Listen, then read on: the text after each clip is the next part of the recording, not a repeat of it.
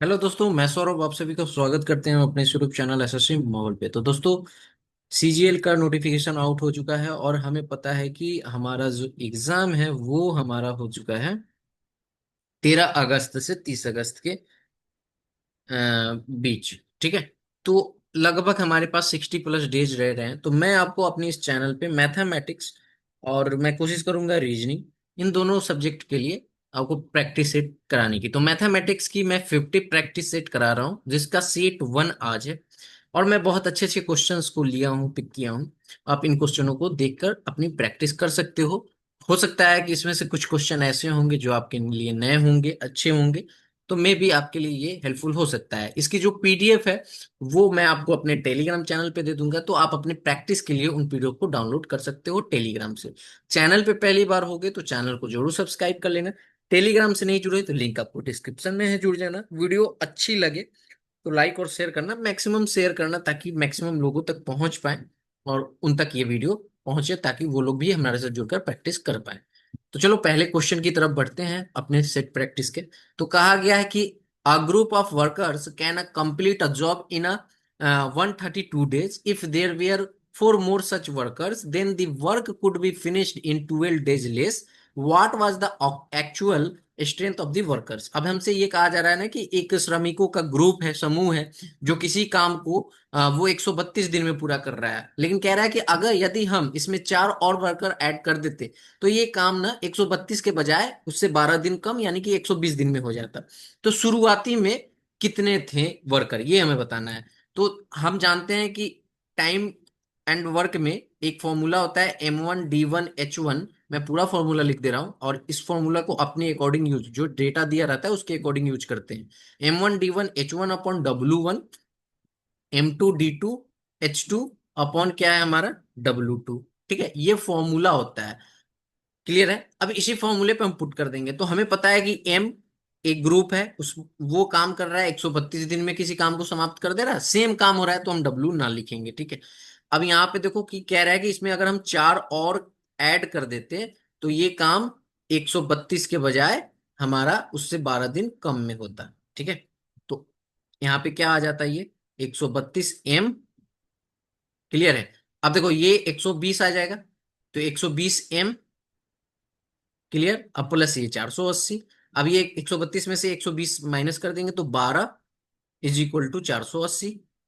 अब यहां से इसे हम काटें तो हमारे पास आ जाएगा 12 × 48। यानी कि मैन की जो संख्या, यानी श्रमिकों के समूह में कितने मैन थे, तो वो थे 40। तो यहाँ पे 40 श्रमिक थे। तो ऑप्शन नंबर कौन सा सही हो जाएगा, ऑप्शन नंबर 1 जो है करेक्ट हो जाएगा। नेक्स्ट क्वेश्चन पे आते हैं। क्वेश्चन कहा गया है कि यदि दो वृत्तों की त्रिज्याएं क्रमशः 5√3 और 11√3 है, इन दोनों वृत्तों के केंद्र के बीच की दूरी 48/√3 है। ठीक है। तो हमसे पूछा क्या गया है, तो उन सामान्य स्पर्श रेखाओं की संख्या ज्ञात करें जिन्हें इन वृत्त से में बनाया जा सकता है। अब देखो ये हमसे पूछ रहा है ना नंबर ऑफ टेंजेंट। देखो इसमें दो तरह के क्वेश्चन आपको आते हैं। अगर ये आपका दिया गया है ना, ये एक दिया गया है, एक डिस्टेंस ये दिया गया है। अब आपसे पूछा जाता है ना कि एक टेंजेंट की लंबाई बताइए, तो उसमें हम फॉर्मूला क्या लगाते हैं, √D² माइनस होल करते हैं R1 + R2 का होल स्क्वायर, ऐसे करते हैं ना फॉर्मूला। वो फॉर्मूला लगाते हैं कब, जब हमें टेंजेंट का लेंथ पता करना होता है। ठीक है। क्लियर है। एक इनर लेंथ होता है, एक आउटर लेंथ होता है, जो टेंजेंट का आप फाइंड करते हैं। यहाँ पे हमें क्या करना है, ये कह रहा है ना कि दो वृत्त है। ठीक है। जिसकी त्रिज्या जो है ना, मैं यहाँ पे अगर ड्रॉ कर दूं तो आप समझो यहाँ पर एक सर्कल ये है और एक इससे बड़ा सर्कल है, इसकी त्रिज्या। ठीक है। इन दोनों के बीच का जो डिस्टेंस है ना वो दिया गया है आपका, सॉरी यहाँ पे सर्कल का, हाँ यहाँ आप मान लो इन दोनों का डिस्टेंस दे दिया गया है 48/√3।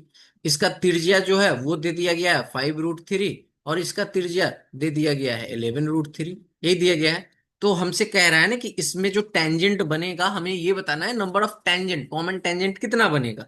ठीक है। तो इसको चेक करने के लिए आपके पास कुछ पॉइंट होने चाहिए जो आपको याद रहने चाहिए, तभी आप इस क्वेश्चन को सॉल्व कर पाओगे। ठीक है। तो बेसिकली हम क्या करते हैं ना, फॉर्मूला ये पॉइंट जो होता है हमारा वो होता है कि अगर डिस्टेंस, ठीक है, डिस्टेंस जो है हमारा, अगर डिस्टेंस हमारा ग्रेटर देन है किससे, R1 + R2। अब R1 और R2 क्या है, दो त्रिज्याओं का योग, यानी कि R1 ये है और R2 ये। तो इस केस में हमारे पास 4 टेंजेंट बनते हैं। ठीक है, हम 4 टेंजेंट कॉमन ड्रॉ कर सकते हैं। सिमिलरली डी अगर इक्वल हो R1 प्लस R2 के, तो यहाँ पे हमारे पास 3 टेंजेंट बनते हैं। ठीक है, ये पॉइंट आपको याद रखने चाहिए, होने चाहिए, तभी आप इस क्वेश्चन को सॉल्व कर सकते हो। डी अगर यहां पर आप देखोगे, डी आपका जो है यहां पर लेस देन हो किससे, मॉड R1 प्लस R2, तो यहां पे कोई भी टेंजेंट नहीं ड्रॉ होता है। ठीक है, नो टेंजेंट। ये आपके कुछ पॉइंट है जो आपको याद रखने चाहिए। अच्छा, यहां पे हम एक चीज देखें कि इसको और इसको ऐड करें, R1 प्लस R2 करें, तो हमारे पास क्या बन जाएगा, 5√3 प्लस 11√3, तो ये हमारे पास आ जाएगा 16√3। तो ये तो डिस्टेंस के बराबर नहीं आ रहा है, क्योंकि डिस्टेंस हमारा कितना है, 48√3, बट इसमें आपको करना पड़ेगा कैलकुलेशन।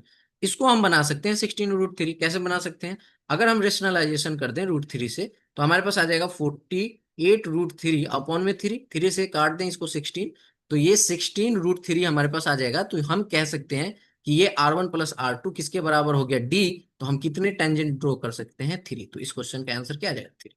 ठीक है, क्लियर। नेक्स्ट क्वेश्चन, ये क्वेश्चन को सोल्व करते हैं। इस क्वेश्चन में कहा गया है कि हमें सिंपली सिंप्लीफाई करना है। तो देखो, मैक्सिमम कोशिश करेंगे कि हम कम समय में सॉल्व करें। तो एक चीज हम यहां से फाइंड करेंगे, देखेंगे यूनिट डिजिट। तो 6×25 का यूनिट डिजिट 0 हो जाएगा, और 6 का स्क्वायर 6, 6 यानी कि यूनिट डिजिट 6। और यहाँ पर हमारे पास क्या आ जाएगा, प्लस 7 का यूनिट डिजिट 9, यानी 9×6 = 15। तो यानी कि यूनिट डिजिट पे हमारे पास क्या आना चाहिए, 5 आना चाहिए। ऑप्शन को चेक किया तो यहाँ देखो, यहाँ पर 5 है, यहाँ नहीं है, तो ये गया, ये गया, यहाँ पे 5 है। अब देखो, दो ऑप्शन मैच कर गए, तो हमें तो सॉल्व करना पड़ेगा। ठीक है, तो हमें सॉल्व करना पड़ेगा। तो 47 का स्क्वायर, तो देखो 47 का स्क्वायर नहीं पता है, तो हम क्या करेंगे ना, सिंपली क्या करेंगे, 50 - 3 का होल स्क्वायर कर देंगे। हमें पता है कि ए स्क्वायर यानी कि 2550 का square, plus B square 9, minus 2 × 2ab, तो यानी कि 50 दिया 150 दूना 300, माइनस कर देंगे। तो हमें पता चल रहा है कि ये 2509 माइनस 300, तो हमारे पास आ जाएगा 2209। ठीक है, तो यानी कि पहला वाला का हमारे पास आ चुका है 2209, हमने फाइंड कर लिया है। प्लस, अब देखो 2209 और प्लस हमारे पास इसका 26 का स्क्वायर इंटू में हमारे पास क्या आ जाएगा, यहाँ पर 6। 26 का स्क्वायर है 6, तो सिंपली आप 26 का स्क्वायर अगर आपको याद ना हो तो आप कर सकते हैं। ठीक है, 26 का स्क्वायर आई थिंक 676 होगा क्या, देख लेते हैं। 6×6 = 36, 3×6 = 12, 3×15, और ये आ जाएगा 26×2 = 52। राइट, तो ये 6 और ये, हाँ, 676 होता है। अब इसमें 600 गुना कर दो, यही करना है ना। तो 6×6 = 36, 3×7 = 42, 3×45, 4, 6×36 = 4, 40, यानी कि 4056। ठीक है, अब 4056 माइनस आप इसका गुना कर दो, 6×5 = 30। ठीक है, 8×6 = 48, तो ये 4800 माइनस करना है। इन दोनों को ऐड करेंगे तो हमारे पास 65, यानी कि ये आ जाएगा 6265। 6265 माइनस 4830। अब देखो, यूनिट डिजिट पे ही हम चेक कर लेंगे, पूरा सॉल्व नहीं भी कर सकते। 5 में से 0 जाएगा 5, और 6 में से 3 जाएगा 3। तो देखो, यहाँ पे 45 था और यहाँ पे 35 है, यानी कि ये भी ना होके ऑप्शन हमारा ए जो है करेक्ट हो जाएगा। पूरा सॉल्व नहीं करना पड़ा, हम कोशिश करेंगे कि मैक्सिमम कितना कम समय में सॉल्व कर पाए। अब ऐसा नहीं है कि मैक्सिमम मतलब कम समय लेने के कारण हम क्वेश्चन को गलत कर दें, बिल्कुल भी नहीं। ठीक है, क्योंकि हमें सही करना है, तभी तो नंबर मिलेगा। यहाँ पे देखो, राहुल की गति 60 किलोमीटर प्रति घंटा, और एक निश्चित दूरी को वो 5 घंटे में का समय लेता है। ठीक है, यदि रोहित की गति 75 किलोमीटर प्रति घंटा है, तो उसके द्वारा समान दूरी को पूरा करने में लिया गया समय, ये तो इजी है। सबसे पहले हम क्या करेंगे, टोटल डिस्टेंस फाइंड करेंगे। तो टोटल डिस्टेंस हमारा यहां से निकलेगा, कितना आ जाएगा, टोटल डिस्टेंस हमारे पास आ जाएगा टाइम इंटू स्पीड, यही होता है। तो टाइम राहुल का कितना है, 5, और स्पीड कितना है, 60। तो यहां से हमें पता चल पड़ रहा है कि 300 किलोमीटर का डिस्टेंस है। अब यही डिस्टेंस किसको कवर करना है, रोहित को। तो रोहित से पूछ रहा है, क्या पूछ रहा है, रोहित का टाइम। तो रोहित का टाइम क्या हो जाएगा, टाइम के लिए फॉर्मूला डिस्टेंस अपॉन में स्पीड। तो डिस्टेंस हमने अभी फाइंड किया 300, अपॉन में स्पीड रोहित की कितनी है, 75, तो ये आ जाएगा 4, यानी कि 4 आवर। ठीक है, तो 4 आवर इस क्वेश्चन का आंसर होगा, option number B. Clear. Next, कहा गया है कि एक क्रिकेटर जो है, क्रिकेटर ने ए मैच खेले और औसतन बी रन बनाए। क्रिकेटर ए मैच खेलता है और उसका ए मैच में स्कोर, एवरेज स्कोर जो है बी है। एक क्रिकेटर सी है, ठीक है, क्रिकेटर सी अधिक मैच खेलता है, ए से अधिक मैच खेलता है, और मैचों में उसका जो औसतन स्कोर है वो है डी। तो कहता है तो क्रिकेटर के प्रति मैच औसत रन क्या है बताना है। तो देखो हमें पता है कि ए मैच में खेले गए रन और एवरेज स्कोर इतना बनाता है, तो total score of match A, ठीक है, total score of match A, तो कितना आ जाएगा, ए इंटू एवरेज बी, यानी ए बी। क्लियर है। Similarly total score of match B, ये कितना आएगा, ये भी हमारे पास आ जाएगा, sorry, total score of match C ना, मैं बी लिख रहा हूं, सी, ठीक है। तो ये कितना आ जाएगा, सी इंटू डी। अब एवरेज निकालना है सबका, तो एवरेज के लिए क्या होता है, इन दोनों का योग, यानी कि ए प्लस सी, और प्लस में क्या आ जाएगा, सॉरी ए प्लस सी में कह रहा हूं, ए बी टोटल, और प्लस में सी डी अपन में ए प्लस बी, यही आएगा। तो ऑप्शन नंबर हमारा कौन सा सही हो रहा है, मैं बी क्यों बार बार लिख दे रहा हूँ, सी होगा ना। तो ऑप्शन नंबर हमारे पास ये सही होगा। ठीक है, क्लियर, यहां तक आ गया समझ में। देखो आपको अगर सेशन अच्छा लग रहा होगा ना, तो सेशन को लाइक करना। देखो मैं आप लोगों के लिए ना बहुत अच्छे तरीके से क्वेश्चन को सेट करने की कोशिश कर रहा हूँ, ताकि ये आपके पॉइंट ऑफ व्यू से अच्छा सेट बन पाए और आपके एग्जाम में ना ये हेल्प कर पाए। क्योंकि देखो मकसद हमारा यही है क्लास लेने का, कि आप अगर आप हमारे सेशन को वॉच कर रहे हो या किसी के भी क्लास को वॉच कर रहे हो, तो वहां से आप यूजफुल चीजें आपको मिल पाए। ऐसा नहीं कि कुछ से कुछ बताया जा रहा हो और वो आपके point of exam point of view से वो बहुत ही ज्यादा हेल्पफुल ना हो। ठीक है, तो मेरा यही आप सभी से मतलब रिक्वेस्ट है कि वीडियो का जो है रिव्यू जरूर देना, कि आपको कैसा क्वेश्चन लगा, कैसा ये क्वेश्चन आ रहे थे। तो इस तरह की जो सीरीज 50 सीरीज जो है, मैं आपको 50 प्रैक्टिस सेट करा दूंगा एग्जाम से पहले। ठीक है, सभी की पीडीएफ आपको टेलीग्राम पे मिलेगी। बात करते हैं यहाँ पर अगली क्वेश्चन का। तो कहा गया ए और बी अकेले दिए गए कार्य को क्रमशः 18 घंटे और 30 घंटे में पूरा कर सकते हैं। ठीक है, ए और बी एक साथ काम करना शुरू करते हैं, 10 घंटे बाद बी काम छोड़ देता है, तो शेष कार्य ए कितने घंटे में पूरा करेगा। कुछ भी नहीं करना, ए जो है हमारा वो कितने घंटे में कर रहा है, 18 आवर में। बी हमारा कर रहा है कितने आवर में, 30 आवर में। दोनों का अगर हम देखें तो एलसीएम ले लेंगे, तो हमारे पास पता चल जाएगा टोटल यूनिट ऑफ वर्क। तो 90 यूनिट वर्क कर रहा था, तो इसकी इफिशियंसी 5 आ जाएगी, इसकी 3 आ जाएगी। क्या करते हैं इफिशियंसी के लिए, 90 को 80 से डिवाइड करते हैं तो 5 आ गया, और 90 को 30 से डिवाइड करेंगे तो बी की इफिशियंसी आ जाएगी। अगर ये दोनों मिलकर काम करते हैं तो कितनी की इफिशियंसी से काम करते हैं, 5 और 3 8। तो ये क्वेश्चन में कह रहा है ना कि ये दोनों 10 दिन तक काम करते हैं, यानी कि साथ इन्होंने 10 दिन तक किया, तो 10 दिन में कितने इफिशियंसी काम कर देंगे यूनिट, और 8 की इफिशियंसी से 8 यूनिट 80 यूनिट काम कर देंगे। तो ये 80 यूनिट काम कर देंगे, तो शेष काम कितना बच जाएगा, शेष काम जो है वो हमारा कितना बच जाएगा, 10 यूनिट। तो ये किसको करना है, ए को। ठीक है, शेष कार्य ही तो पूछा है। तो ए शेष कार्य कितने दिन में करता है, तो ये 10, और ए की इफिशियंसी कितनी है, 5, तो ये 2 घंटे में करता है। ठीक है, यही क्वेश्चन में आपसे पूछ दिया रहता, तो इसका ऑप्शन आंसर क्या होगा, ऑप्शन नंबर डी। यही क्वेश्चन आपसे पूछ दिया रहता कि ए कितने दिन में करेगा रिमेनिंग का, और काम पूरा काम कितने दिन में समाप्त हुआ, तो पहले का 10 दिन और प्लस 10 आवर, और प्लस का ये 2 आवर, यानी कि टोटल 12 आवर हो जाता। बट यहाँ पे क्या पूछा है, शेष कार्य कितने दिन कितने घंटे में, ए कितने घंटे में पूरा करेगा। ठीक है, ये चीज पूछा है। अच्छा एक चीज और बता दूं, कि जब भी आप क्वेश्चन को सॉल्व करना शुरू करो ना, तो क्वेश्चन को पूरा पढ़ो। क्योंकि देखो कभी कभी क्या होता है ना, कि हमें सारे टाइप पता है, जैसे कि मैंने अभी आपको बताया कि टोटल पूछता तो 12 हो जाता, तो ऑप्शन में आपको 12 भी दिया रहेगा, और आप अगर गलत पढ़ लिए क्वेश्चन को, तो आप 12 मार्क के चले आओगे, जबकि यहाँ पे पूछ रहा है सिर्फ ए का। ठीक है, तो इसलिए हमेशा जो है आप सही क्वेश्चन को पूरा एक बार सॉल्यूशन आंसर टिक करने से पहले एक बार क्वेश्चन को रीड आउट जरूर कर लेना, कि एक्चुअल में पूछा क्या हमसे। क्योंकि आपको आते हुए ना ये आप गलत करते हो, तो इसी को सिली मिस्टेक कहते हैं, जिसके कारण आपको बहुत ज्यादा बाद में दिक्कत होता है। कहा गया कि एक गोला का आयतन इतना है, तो इसका पृष्ठीय क्षेत्रफल हमें ज्ञात करना है। तो देखो वॉल्यूम ऑफ स्फीयर हमारे पास क्या होता है, वॉल्यूम ऑफ स्फीयर का फॉर्मूला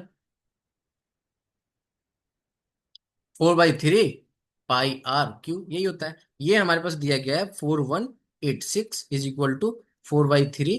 और यहाँ पे कहा गया है पाई की जगह पे आपको 3.14 ही यूज करना है। ठीक है, तो अब तो ये आप अप्रोक्सीमेशन से ही सॉल्व हो पाएगा। तो हम कह सकते हैं कि 4186 इंटू में हमारे पास आ जाएगा 3 अपॉन में 3.14 इंटू में 4। अब देखो मैं इसको कैसे सॉल्व करूंगा, यहाँ पे r क्यूब, और आपको भी मैं बताता हूँ कैसे आप सॉल्व करोगे। सो देखो यहाँ पे क्या है ना कि अगर ये थ्री होता, क्योंकि थ्री पॉइंट, ये थ्री पॉइंट,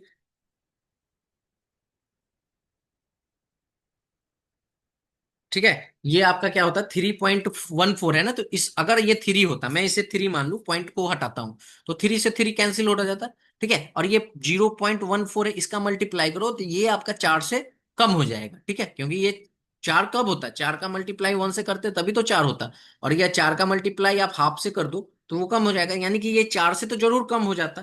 तो आप यहाँ पे देखो, अगर चार से इसको हम काटें तो ये हमारे पास क्या आ जाएगा, फोर वन जा फोर, जीरो, चार चौक 16, और यहाँ पर आपका आ जाएगा चार छक, यानी कि पॉइंटों में आएगा। तो हम देख पा रहे हैं कि चार से जब हम डिवाइड कर रहे हैं ना, तो 1046 के ऊपर जा रहा है। तो अगर ये चार से कम होता है तो कहीं ना कहीं अप्रोक्स हम मान लेते हैं, ठीक है, अप्रोक्स हम मान लेते हैं कि ये हमारा अगर हजार होता, हजार होता, तो हमें यहाँ पे आर की वैल्यू क्या हो जाती, 10 सेंटीमीटर निकल कर आती। अब यहाँ से हम इस क्या निकालेंगे, यहाँ से हम सरफेस एरिया निकाल सकते हैं। अब सरफेस सरफेस एरिया का फॉर्मूला क्या होता है, एरिया ऑफ वॉल्यूम, क्या होता है, सरफेस एरिया ऑफ वॉल्यूम का फॉर्मूला क्या होता है, four, four pi R square, यही होता है ना, फोर पाई आर स्क्वायर। मैं सही तो लिख रहा हूँ ना, ठीक है, क्लियर है। देखो मैं आपको वही सिखा रहा हूँ ना, यहाँ पर हमको सिर्फ फॉर्मूला, देखो जब भी आप इसको सॉल्व करोगे तो आपको सिर्फ फॉर्मूला ही याद रखना है। तो यहाँ पे फोर पाई आर स्क्वायर होगा, तो ये फोर इंटू पाई की जगह पे 3.14, और यहाँ पे आर स्क्वायर की जगह पे 100 आ जाएगा। तो देखो ये पॉइंट कैंसिल आउट हो जाएगा, ये चौदह चौका छप्पन, और चार तिहाई 12, यानी कि 1256। तो 1256 सेंटीमीटर स्क्वायर आ गया इस क्वेश्चन का आंसर। इजी तो था, ठीक है, ऐसे सॉल्व करने था। नेक्स्ट क्वेश्चन पे आते हैं। अलजेब्रा का क्वेश्चन दिया गया है, यदि 2a² plus 2b² plus 2c² plus 4ab plus 4bc plus 4ca plus 3a plus 3b plus 3c is equal to 0, a plus p plus c not equal to -3/2, a not equal to b not equal to c not equal to 0, ये दिया गया है। तो हमें find करना है क्या है, a plus b plus c plus A B C upon A Q plus B cube plus C cube is equal to का मान हमें बताना है। अब देखो इस क्वेश्चन को कैसे सॉल्व करेंगे, इसमें आपको थोड़ा सा दिमाग लगाना पड़ेगा। क्या दिमाग लगाना पड़ेगा, सो समझो। हम इस इक्वेशन को देख रहे हैं, तो अगर हम यहां से दो कॉमन ले ले तो हमारे पास ये बन क्या जाएगा, a² plus b² plus c², ठीक है, और plus 2ab plus 2bc plus 2ca, यही बनेगा। अब देखो प्लस यहां से अगर हम थ्री कॉमन ले ले तो ये हमारा बनेगा a प्लस बी प्लस सी,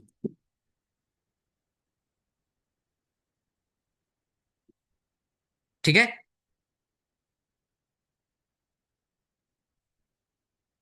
यहां आ गया, यहां तक हमने कर दिया, और इज इक्वल टू कितना था, 0।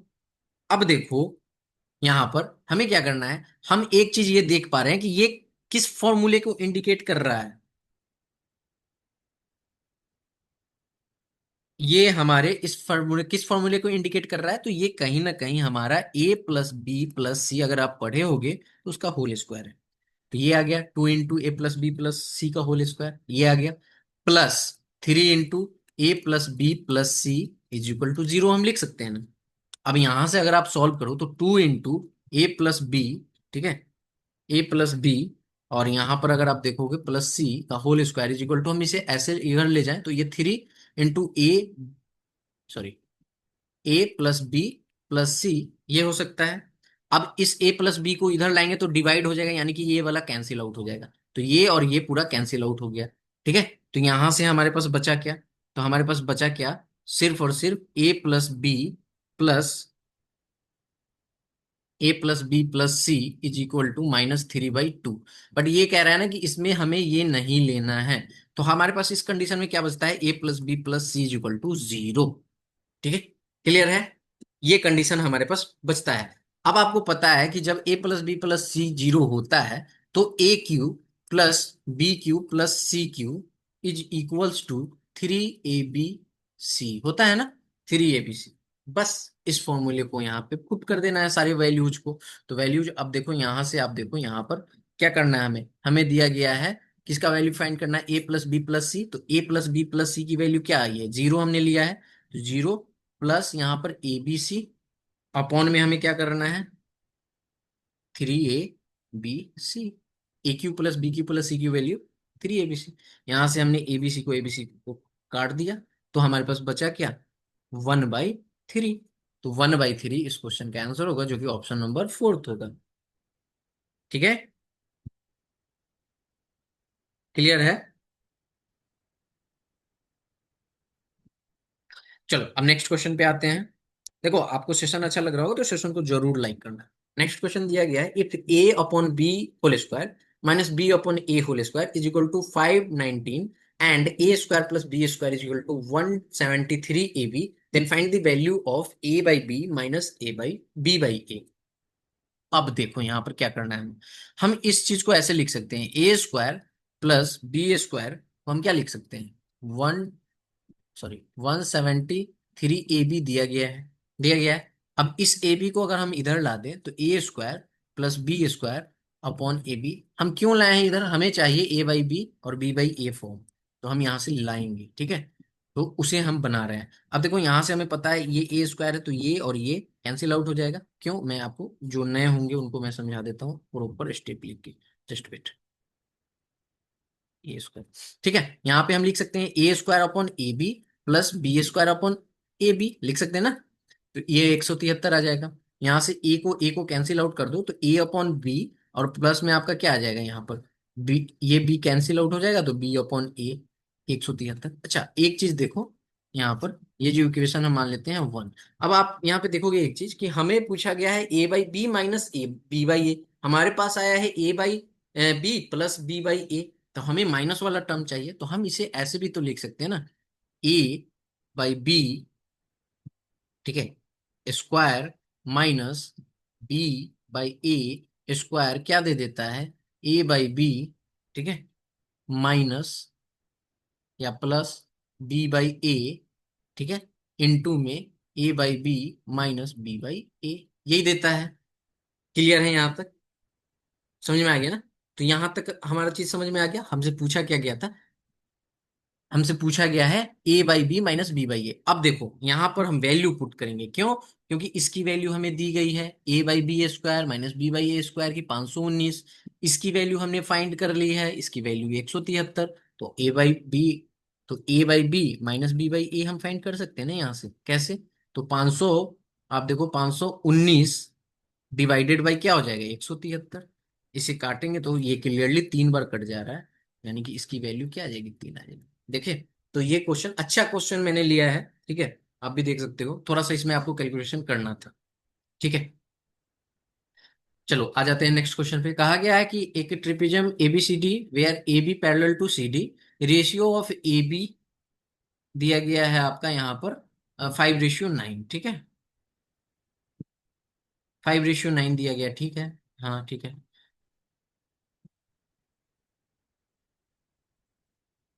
उसके बाद में क्या क्या है, if area of a triangle COD is 81 unit then find the area of triangle AOB, O is the meeting point of diagonals. अच्छा, एक सबसे पहले तो हम एक ट्रेपेजम यहीं पे मैं बना देता हूँ। ठीक है,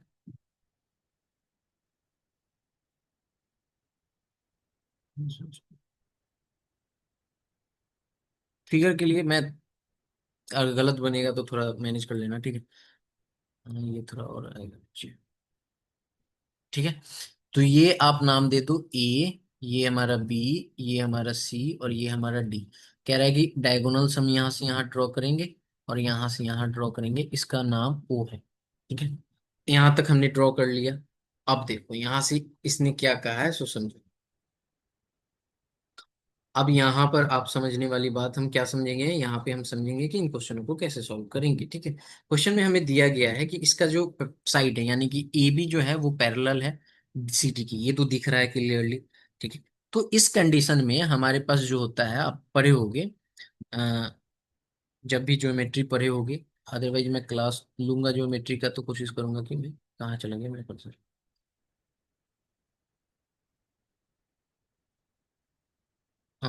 इससे मैं ड्रॉ करता हूँ। तो आप देखो कि एक एंगल की मैं बात कर रहा हूं, एंगल कौन सा, बी, ठीक है, ए सी, मैं इस एंगल की बात कर रहा हूँ बी ए सी की। तो ये एंगल आपका जो है किस एंगल के बराबर है? ठीक है, ये एंगल आपका ए सी डी के बराबर है। इसके बराबर है, क्यों बराबर है? अल्टरनेट इंटीरियर एंगल की प्रॉपर्टी से। ठीक है, तो ये दोनों जो है, यानी कि हम कह सकते हैं कि angle B A C is equal to angle A C D. यहां पे आप लिख लो अल्टरनेट एंगल, अल्टरनेट एंगल के कारण। तो सिमिलरली अगर नेक्स्ट आप ड्रॉ करोगे तो नेक्स्ट हमारा क्या आ जाएगा? सी ए डी, ये वाला एंगल। ठीक है, तो angle C A D is equal to, sorry C D A, इधर से चलेंगे ना, मैं ए को इधर लिख दिया हूँ। C D A is equals to हमारा क्या आ जाएगा? Angle D D A B आएगा ना, डी ए बी, ये आ जाएगा। ये भी क्या आ रहा है? अल्टरनेट एंगल प्रॉपर्टी के कारण। ठीक है, ये प्रॉपर्टी आपने ज्योमेट्री में पढ़ा होगा। तो ये दोनों बराबर है, तो जब एंगल आपका बराबर है तो आप एक और एंगल देखोगे कि एंगल कौन? एंगल सी ओ, एंगल सी ओ डी, यानी कि एंगल सी ओ डी, मैं इसकी बात कर रहा हूं, ये वाले की। तो ये वाला जो है किसके बराबर हो जाएगा? इसके बराबर हो जाएगा। क्लियर है? तो यानी कि हम कह सकते हैं कि angle C O D is equals to angle कौन सा? A O B. अब ये किस लिए हो रहा है? क्योंकि ये अपोजिट, वर्टिकल अपोजिट एंगल के कारण। ठीक है, अब देखो वर्टिकल अपोजिट एंगल के कारण हो रहा है। तो आपने देखा कि इनके जो एंगल है वो एक दूसरे के बराबर हो रहे हैं, तो इस तरह से हम कह सकते हैं कि ट्रायंगल, यहाँ पे हम कह सकते हैं कि triangle A O B, A O B similar as triangle C O D, ये इसके बराबर है ना। ठीक है, क्लियर है? अब एरिया जब आप ट्रायंगल का फाइंड करते हो तो क्या होता है फॉर्मूला? एरिया ऑफ ट्रायंगल किसका? सीओडी, क्योंकि इसी का एरिया दिया गया है। इज इक्वल टू क्या होता है? Half into base C O into D O height के लिए, और यहां पर फिर साइन लगेगा क्योंकि एंगल की बात हो रही है। साइन किसका? सीओडी। क्लियर है? ट्रायंगल सीओडी का। क्लियर यहां तक? अब इसका ये 81 दिया हुआ है। ठीक है, ये हमारे पास कितना दिया हुआ है? 81 यूनिट दिया गया है ना, ये 81 यूनिट दिया हुआ है। क्लियर है? यानी कि 81 इज इक्वल टू आप लिख सकते हो 1/2 C O into D O into में sine C O D. Clear? Similarly अगर आप देखो तो ये दोनों एंगल जब हमारा ट्रायंगल जो है यानी कि ए ओ बी और ए सी ओ डी जब सिमिलर है, इस केस में क्या होगा? Area of triangle AOB divided by area of triangle COD. ठीक है, तो मैं इसको थोड़ा सा यहाँ पर इरेज करता हूँ। ठीक है, तो सिमिलर ट्रायंगल की प्रॉपर्टी के होने के कारण वो प्रॉपर्टी हम लगाएंगे। कौन सा प्रॉपर्टी लगाएंगे? तो हम प्रॉपर्टी लगा रहे हैं यहाँ पर, जस्ट वेट।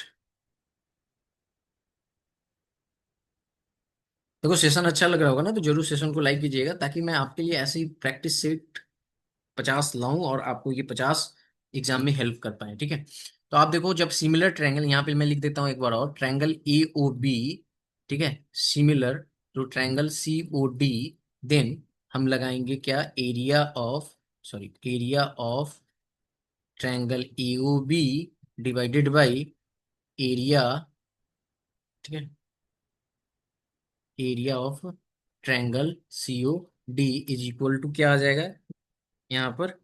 ए बी अपॉन सी डी का होल स्क्वायर, ये आएगा ना। तो आपको पता है कि रेशियो इसकी दी गई है ये, तो हम इसे कह सकते हैं ना कि ये 5, आप यहीं पे लिख लो ना, 5/9 का होल स्क्वायर। क्लियर? यहां तक समझ में आ गया? अब ये 5/9 का होल स्क्वायर है।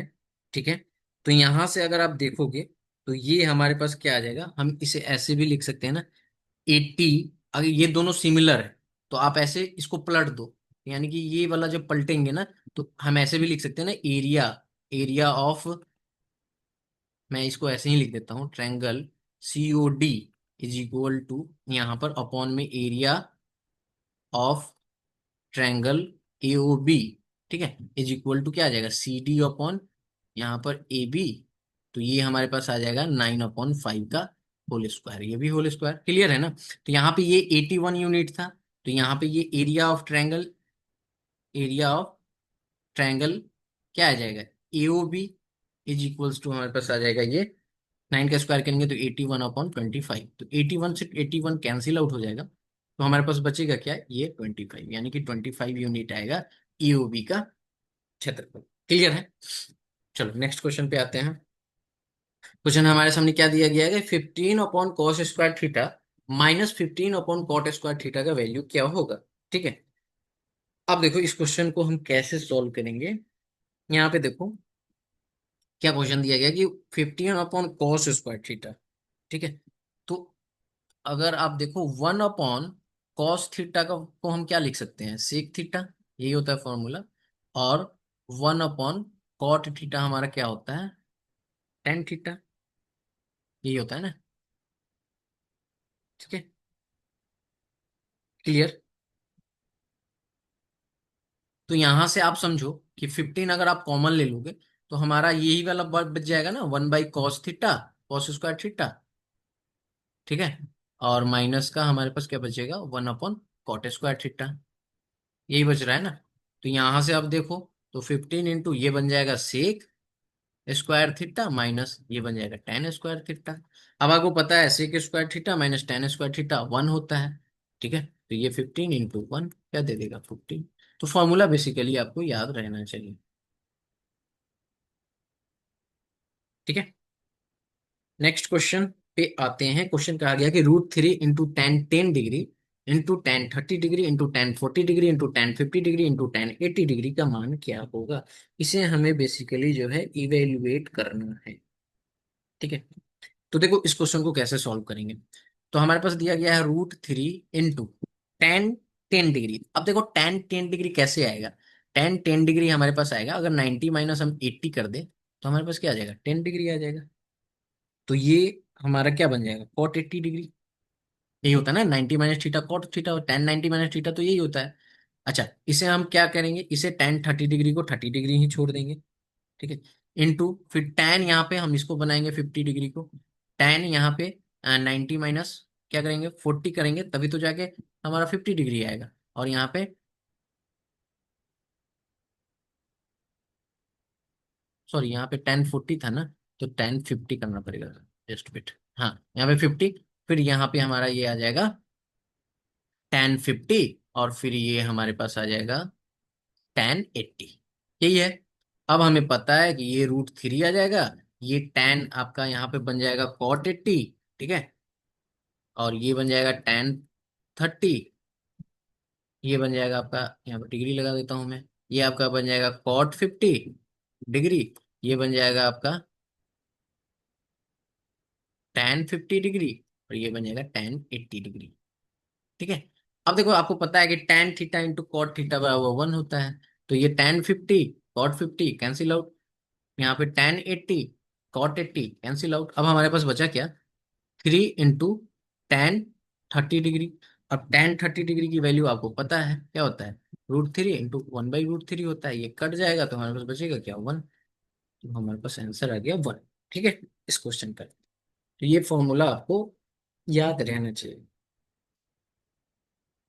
चलो आते हैं नेक्स्ट क्वेश्चन पे। नेक्स्ट क्वेश्चन हमारे सामने क्या दिया गया है कि एक दलाल ने 1 वर्ष के लिए साधारण ब्याज पर 10% की राशि उधार दी और उससे ब्याज के रूप में 2800 रुपये मिले।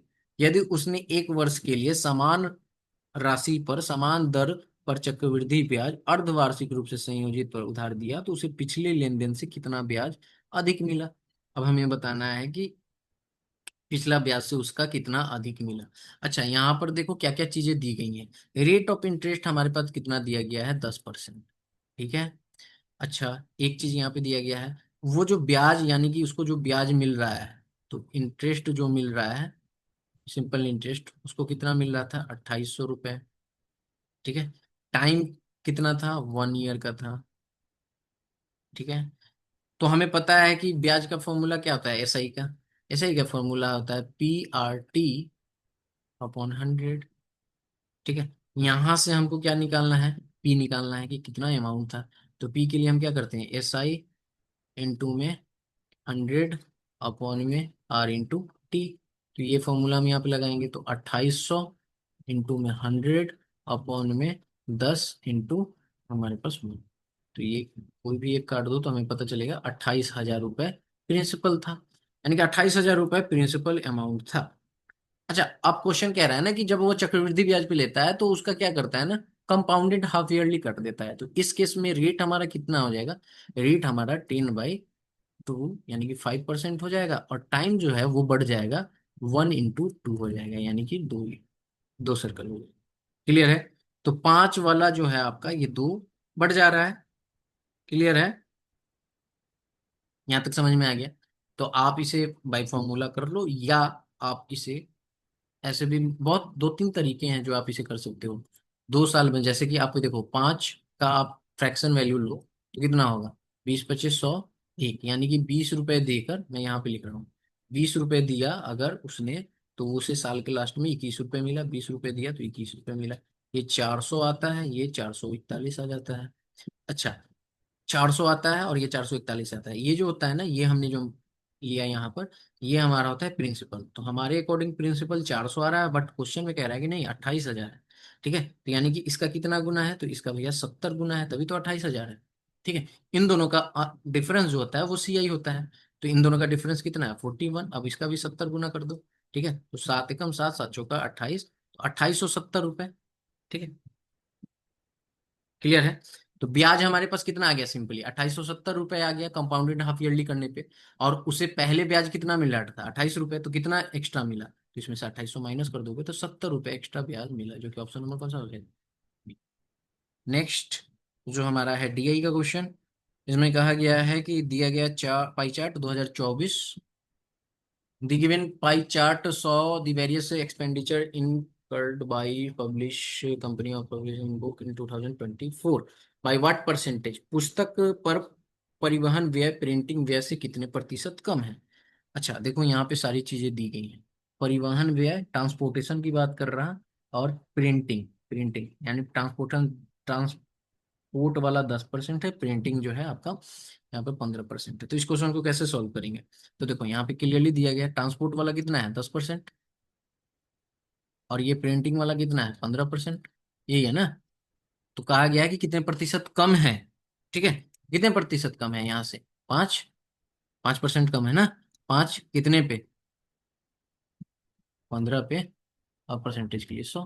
तो 5 से काट दो, 5×3 = 15, यानी 33 सही 3-3%। ठीक है, 33 सही 1/3, यानी कि 3-3%। नेक्स्ट क्वेश्चन पे आते हैं। कहा गया कि इफ ए प्लस बी का होल क्यूब 216 है, ए बी 5 है। अच्छा, then what is the value of A Q plus B cube. अब देखो, इसका ए प्लस बी का हमारे पास जो है ना, ए बी जो है वो 5 है।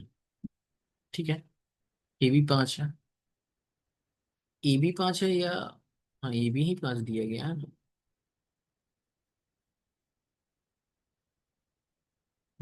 ठीक। यहाँ पे तो देखो क्या दिया गया है, ए प्लस बी का होल क्यूब दिया गया है 216, ए बी हमारे पास दिया गया है 5। तो हमें A Q plus B Q find करना है। ठीक है, तो यहाँ पर आप देखो ए प्लस बी का होल क्यूब क्या होता है। ठीक है, ए प्लस बी का, अच्छा मैं यहाँ पर अगर वैल्यू पुट करूँ तो क्या हो जाएगा, अगर मैं यहाँ पे रखूँ वैल्यू को, देखो ये 6 का क्यूब होता है, इतना तो हमें पता है। अच्छा, इन दोनों का मल्टीप्लाई करने पे हमारे पास क्या आना चाहिए, 5 आना चाहिए। ठीक है, तो यहां पर आप देखो, इसे 5 इसे 1 कर सकते हैं, तो 5 एकम 5, और 5 + 1 6 हो सकता है। तो अगर इसे हम रख दें तो 125, और प्लस में 1 तो 126 हो जाएगा। तो ऑप्शन नंबर कौन सा सही हो जाएगा, ये। आप इसे जो फॉर्मूला से सॉल्व करोगे उसे, अच्छा इसे हम वैल्यू पुटिंग से कर लिए हैं। ठीक है, आप फॉर्मूले से भी कर सकते थे। इसका फॉर्मूला क्या होता है, ए प्लस बी का होल क्यू का फॉर्मूला ए क्यू प्लस बी क्यू, अब प्लस यहाँ पे आपका 3ab इंटू में ए प्लस बी, यही होता है। ठीक है, अब आपको यहाँ से क्या करना होता है, यहाँ से आपको ए बी की वैल्यू दी है, ए प्लस बी आपको यहाँ से पता चल रहा था कि 6 होता है, तो आप उससे अच्छा है कि यहाँ पे वैल्यू पुट करके निकाल सकते थे। ठीक है, जैसे मैंने आपको निकाला। आ गए हैं 16वें क्वेश्चन पे। कहा गया कि किस अनुपात में एक किराने वाले को 500 रुपए प्रति किलो की वाले घी के साथ 120 रुपए प्रति किलो वाले वनस्पति तेल को मिलाना चाहिए ताकि मिश्रण को 360 रुपए प्रति किलो पर बेचने पर 20% लाभ। ठीक है। अब देखो, 360 पर बेचने पर, तो बेचने पर यानी कि ये क्या हो गया, एसपी दे रहा है, कितना परसेंट लाभ हो, 20% का लाभ। तो हमें चाहिए कॉस्ट प्राइस। ठीक है। तो कॉस्ट प्राइस के लिए हम क्या करेंगे, यानी कि अगर 20% का हम फ्रैक्शन वैल्यू लें तो 20 25 से 6, सॉरी 100, और ये एक, यानी कि सीपी उसका 5, एसपी उसका 6। बट ये कह रहा है कि नहीं, 6 ना होके ये 360 है।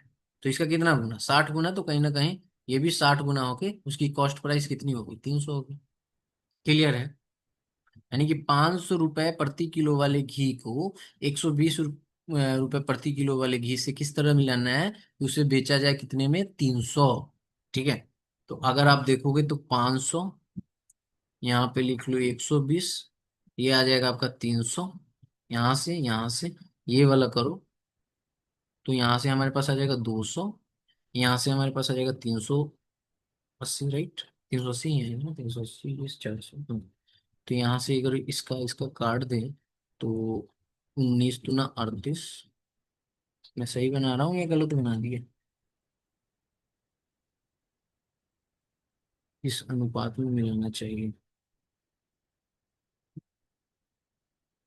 सॉरी, मैं यहाँ 300 है ना, अरे इसमें से माइनस करना था ना, मैं गलत कर दिया ना माइनस, वही तो मैं कह रहा हूँ। यहाँ पे 200 आएगा, यहाँ पे 300 में से हमें 120 घटाना है तो 180 आ जाएगा। ये चला जाएगा, तो अगर हम काटे तो ये 9 आ जाएगा और ये क्या आ जाएगा, 10 आ जाएगा। तो यानी कि 9 रेशियो 9:10, 9:10 हमारा इस क्वेश्चन का आंसर होगा। ठीक है। क्लियर है। नेक्स्ट क्वेश्चन कहा गया कि एक बेईमान दुकानदार आम को लागत मूल्य से 1% ऊपर बेचता है, लेकिन 1 किलो के बजाय 980 ग्राम का वजन का उपयोग करता है। यदि वह आम बेचकर 17% लाभ कमाता है तो एक्स का मान ज्ञात करें। ठीक है। अब इसे हम कितना इजिली सॉल्व कर सकते हैं, ठीक है, इस क्वेश्चन को।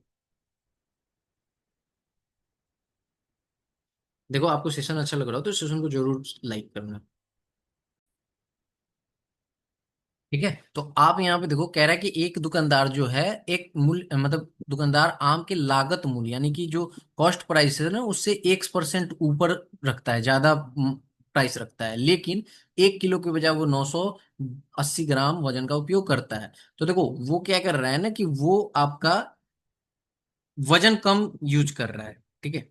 यानी कि आप इसे शॉर्टकट में बनाना चाहो तो कैसे बना सकते हो, आप अगर देखो तो 980 ग्राम और 1 केजी में हमारे पास कितना ग्राम होता है, 1 केजी में 1000 ग्राम होता है।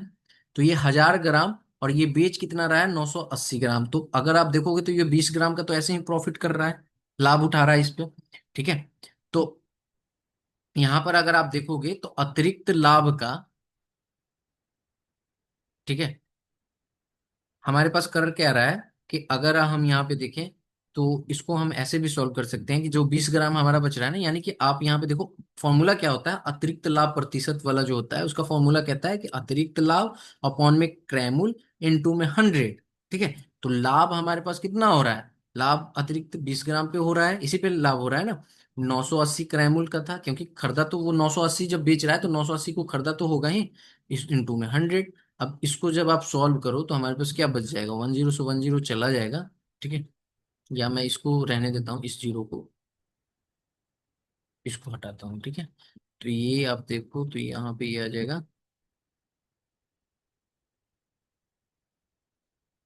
49, राइट। तो देखो 49 यानी कि 50 होता तो ये, आप यहाँ पे देखोगे तो ये हमारे पास क्या बच जाएगा, 49 है, और यहाँ पे हमारे पास ये आ जाता 200। तो 200 डिवाइडेड बाई 49। ठीक है। अब 200 डिवाइडेड बाई 49 हम करेंगे तो ये कितना परसेंट आ जाएगा,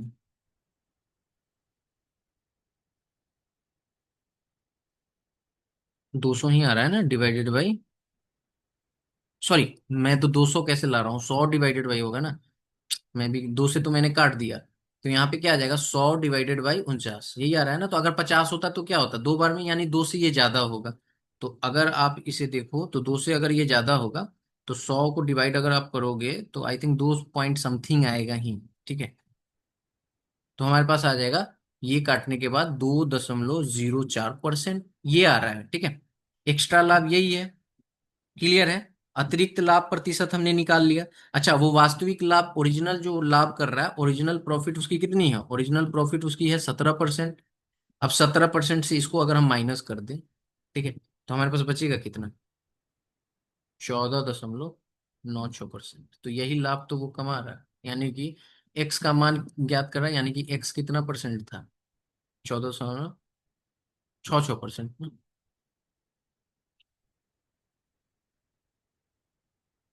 14.96%, तो यही है आपका 6% जो दिया गया है, वही है 15% के अप्रोक्स लगभग है ये। ठीक है, क्लियर? आते हैं नेक्स्ट क्वेश्चन पे। नेक्स्ट क्वेश्चन देखिए क्या कहा गया है हमारे सामने। नेक्स्ट क्वेश्चन में कहा गया है कि एक वर्ग बनाने के लिए 48 मीटर, ठीक है, एक वर्ग बनाने के लिए 48 मीटर लंबाई के तार को ढाला जाता है। वर्ग के मध्य बिंदु से मिलाने से बने वर्ग का क्षेत्रफल क्या हो? ठीक है, तो यहाँ से देखो, भुजा की लंबाई अगर हम निकालें तो 48 मीटर का लेंथ है। तो यहाँ पर अगर वर्ग की यहाँ पर लेंथ निकाले भुजा की, तो क्या हो जाएगा? लेंथ हमारे पास क्या आ जाएगा? 48 डिवाइडेड बाई 4। दैट मीन्स कि हमारे पास ये आ जाएगा 12। ठीक है, 12 सेंटीमीटर आएगा। तो क्षेत्रफल हमसे कह रहा है कि हमें क्षेत्रफल बताना है कितना होगा। तो देखो, अब इससे हमें ढाल बनाना है, area of square of middle of joining. तो इसका फॉर्मूला क्या हो जाता है? यानी कि new area of square.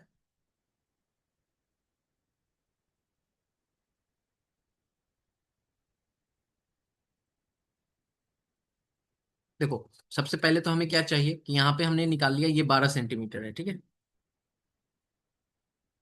Clear है? यहाँ तक समझ में आया? क्वेश्चन देखो क्या कह रहा है ना, कि what is the area of square mid mid square made by joining mid point of the square. तो देखो, लेंथ, न्यू लेंथ, हमें स्क्वायर लेंथ फाइंड करना पड़ेगा। ठीक है, स्क्वायर लेंथ हमारे पास क्या आ जाएगा? तो इसके लिए फॉर्मूला क्या आता है? अब देखो, इसका हाफ करेंगे तो कितना आएगा? 6 आएगा, यानी कि रूट अंडर, ठीक है, 6 स्क्वायर प्लस 6 स्क्वायर। तो ये हमारे पास दे देगा 6 × √2 सेंटीमीटर। ठीक है, अब यहाँ से एरिया निकाल लो। एरिया का फॉर्मूला क्या आता है? 6 √2 का होल स्क्वायर, ये आएगा ना। तो 6 6 के 36 दूना 72 सेंटीमीटर। 72 सेंटीमीटर आएगा। ठीक है, ऑप्शन नंबर कौन सा सही हो जाएगा? Option number 4। नेक्स्ट क्वेश्चन पे आते हैं। 19 नंबर पे कहा गया कि ए बी के रूप में 4 अंकों की संख्या 2 और 7 से पूरी तरह विभाजित है। ए इंटू बी का मान ज्ञात करें यदि संख्या 4,000 और 5,000 के बीच है। अब बताओ ये कैसे सॉल्व होगा? संख्या जो है ना इस फॉर्मेट में है, ए बी है, यानी कि जो संख्या यहाँ है वही संख्या फिर रिपीट हो रही है। ठीक है, जैसे कि आप कहो, अगर 2 4 है तो 2 4 है, 3 2 है तो 3 2 है, ऐसे करके है। ठीक है, तो इस तरह से हमें कह रहा है कि ये संख्या, जो भी संख्या है ना, वो 3 2 और 7 से पूरी तरह विभाजित हो रही है। और ये संख्या जो 4,000 और 5,000 के बीच में है, तो वो संख्या कौन सी? ठीक है, तो देखो हम क्या करेंगे ना, 4,000 से 5,000 के बीच की संख्या को देखेंगे। 4 से 5 के बीच में हमें देखना है, जो कि किससे डिवाइड हो? जो कि 2 से डिवाइड हो जाए और 7 से डिवाइड हो जाए। तो देखो, पहला संख्या हमारे सामने क्या आएगा? 4040, जो कि 2 से 0 होगा। देखो, 2 से डिवाइड होने के क्या आएगी? सभी के लास्ट में 0 या इवन संख्या हो। लेकिन 7 से डिवाइड करना है, तो यहाँ पे 7 का क्या होगा? 4242, क्योंकि कंडीशन तो यही कह रहा है ना। 44, नेक्स्ट जो हो जाएगा 44, फिर अगला जो होगा 4646। ए बी के फॉर्म में ही देखना है। 4848। ठीक है, यही है। तो ये संख्या है हमारे सामने। तो हमें एक चीज पता चल पा रहा है कि इन संख्या के बीच में, यानी कि जो संख्या है, केवल एक संख्या जो है वो 7 से विभाज्य हो रहा है। वो भी कौन सा है? ये जो 2 और 7 दोनों से विभाज्य हो रहा है। ठीक है, हमने क्या किया ना कि ए बी के फॉर्म में सिर्फ संख्याएं लिखी, जैसे कि 4040, ये 4,000 और 5,000 के बीच में होता है। 4242, ये 4444, ये भी होगा। 4646, 4848। लेकिन इसमें से सिर्फ ये संख्या जो है वो 7 और 2 दोनों से विभाज्य होता है। ठीक है, तो हमसे कहा गया कि ए और बी, तो हमें पता है ए 4 हो जाएगा, बी 2 हो जाएगा। 4 दूना 8। ऑप्शन नंबर कौन सा सही हो जाएगा? डी। समझ पाए कैसे सॉल्व करना था। नेक्स्ट क्वेश्चन देखिए क्या कहा गया कि एक आयत की दो भुजाएं में से 20% और 30% की वृद्धि हुई, आयत के कुल क्षेत्रफल में कितने प्रतिशत की वृद्धि हुई। कुछ भी नहीं करना। अब 20% का निकालना ना 1/2, ठीक है, और इसका 1/3, 1.3, तो इसका मल्टीप्लाई करोगे तो कितना आ जाएगा 1.56, ठीक है। तो यानी कि 1 से माइनस करोगे 56% की वृद्धि है। Option number C. 21वें क्वेश्चन पे आते हैं। कहा गया है कि त्रिभुज सी ए टी में सी ए की लंबाई 7 सेंटीमीटर, ए टी की लंबाई 24 सेंटीमीटर और सी टी की लंबाई 25 centimetre, also angle C theta दिया गया है, तो find the value of tan theta plus cot theta. यानी कि ये आपका उससे बनेगा, क्या कहते हैं, पाइथागोरस वाला सा, राइट। तो यहाँ पे हमारे पास क्या दिया गया है, सी टी की लंबाई दी गई है, तो एक राइट एंगल ही ट्रायंगल होगा, ठीक है।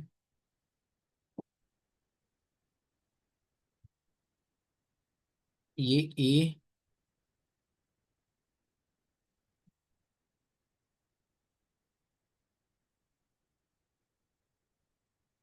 पी,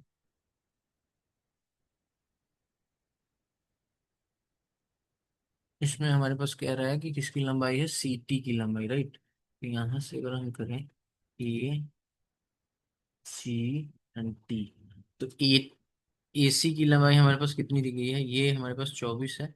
ये हमारे पास कितनी दी गई है, सी ए की लंबाई 7, और ये दी गई है 25, ठीक है। ऐसा दिया गया है। एंगल ये जो है हमारा वो थीटा है, ठीक है। ये तो आपका 90 डिग्री बनेगा। क्लियर है। तो अगर हम यहाँ से देखें तो एक चीज पता चल पा रहा है कि ये 90 डिग्री टेन थीटा बनेगा। तो tan theta is equal to क्या हो जाएगा, 80/सी ए, 80 P/B, यही आएगा ना। तो ये आ जाएगा 24/7। क्लियर। और यहीं पे कॉट थीटा की अगर बात कर दें तो कॉट थीटा हमारे पास क्या बनेगा, उल्टा बन जाएगा ना, CA/80। तो ये बचेगा 7/24। क्लियर। हमसे पूछा क्या गया है, टेन थीटा और कॉट थीटा का मान। तो टेन थीटा यानी कि 24/7 प्लस 7/24, ठीक है। अगर आप इसे चाहो तो यहीं पे आप इसका ये करके निकाल सकते हो, या एलसीएम ही ले लो। एलसीएम हमारा कितना आ जाएगा, 7 चौक 28, 2 7 दूना 14, 168, ठीक है। तो ये 24 गुने 24 ही आएगा ना। हम्म।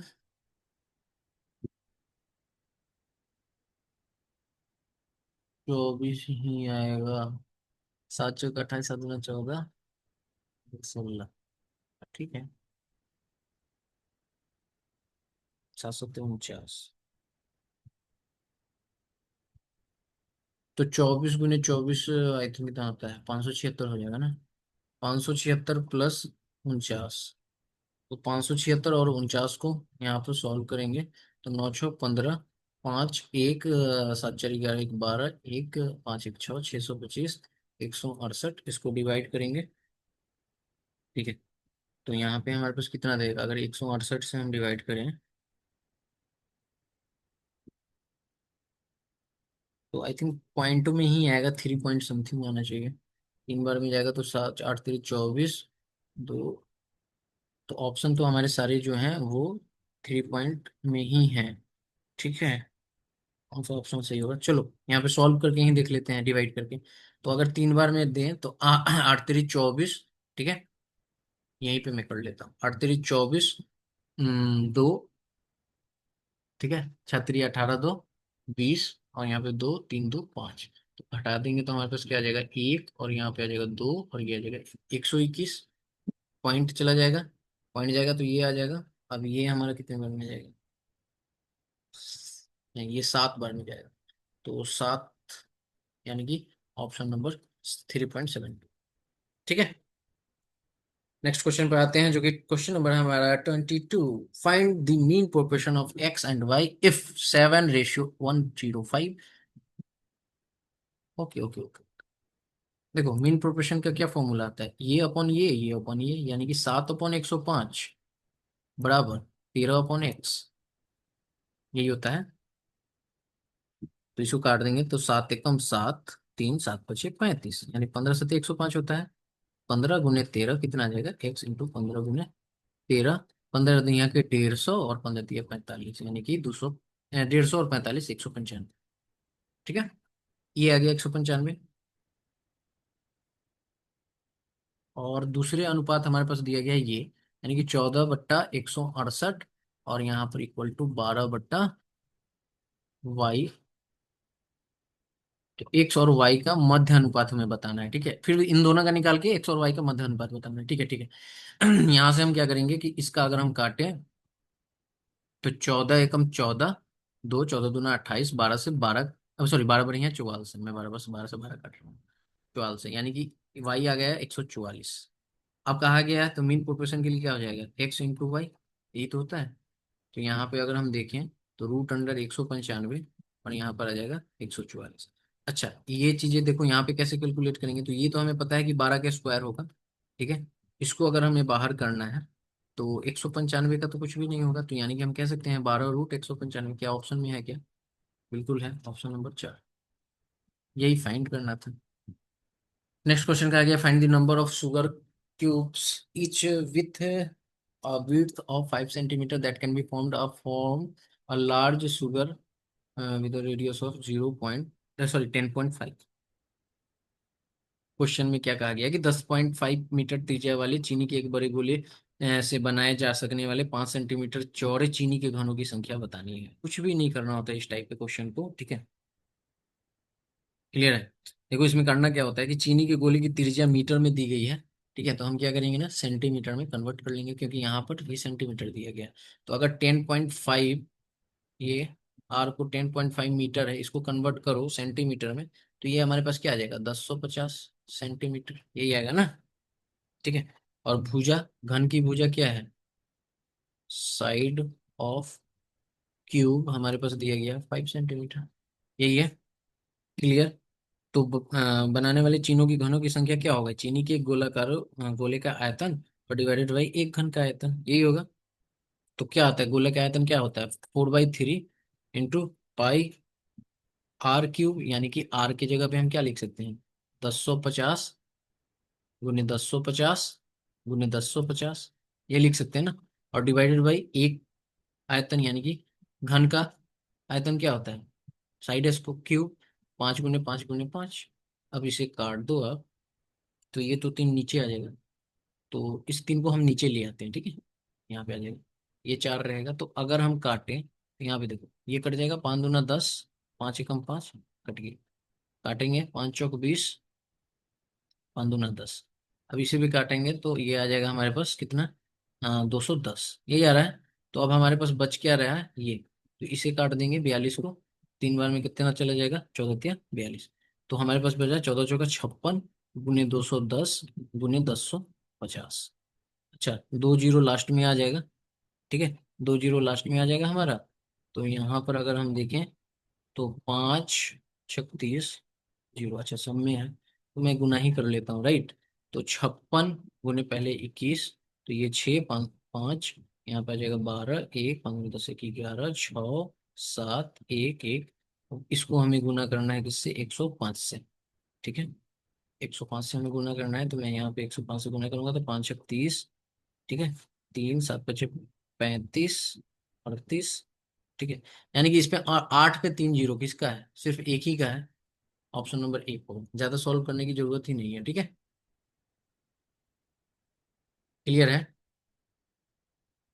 नेक्स्ट क्वेश्चन नंबर 24, कहा गया है कि the annual production of marks in thousand by the three companies consecutive year in the given in the following table, read the data and answer this question that follow. अच्छा, ये table दिया गया है, which company has produce the largest number of marks in 3 year, किस company ने 3 वर्षों में सबसे बड़ी संख्या में मास्क उत्पादन किया। तो किस कंपनी ने किया बताइए, तो इसमें तो आपको क्लियरली दिख रहा है ना, सबसे ज्यादा मार्क्स किसने किया, तो इन सबको ऐड करो। तो 4 8 4 12, ठीक है, 12 5 17, 1 7 6 6 12 7 19, तो इसने 197 अगर इसको ऐड करें तो 2 10 1 और 6 7 6 13, 20 1 21, अच्छा अच्छा अच्छा अच्छा, ऐसे नहीं करना था हमें, क्या करना था, मैंने ए बी सी सबको ऐड कर दिया ना, हमें ये वाला ऐड करना था। तो यहाँ पे सब करते हैं। तो 5 8 13, 8 2 10 5 15, ठीक है। 1 7 7 14, 8 22 1 23, 235। इसको ऐड करेंगे तो ये हमारे पास कितना दे देगा?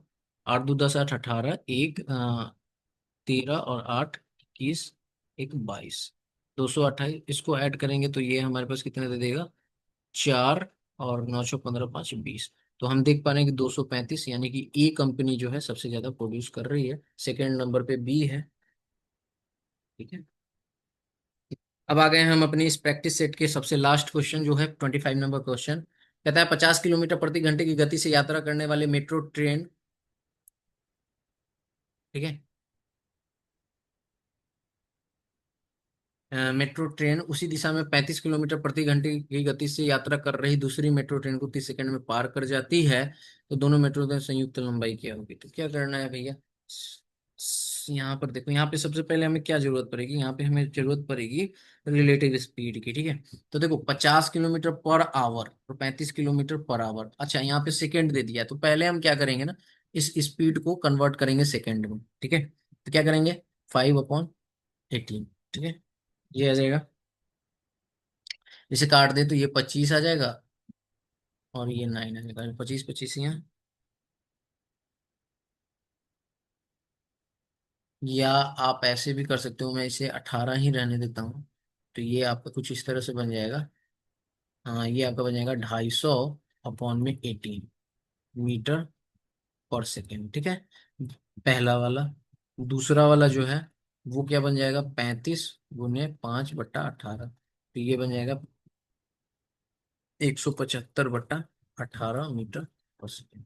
अच्छा, ये हमने स्पीड निकाल लिया सेकेंड में। ठीक है। अब दोनों एक ही दिशा में जा रही है, तो रिलेटिव स्पीड क्या हो जाएगा, माइनस हो जाएगा। तो यहाँ से हम रिलेटिव स्पीड निकाल लेते हैं।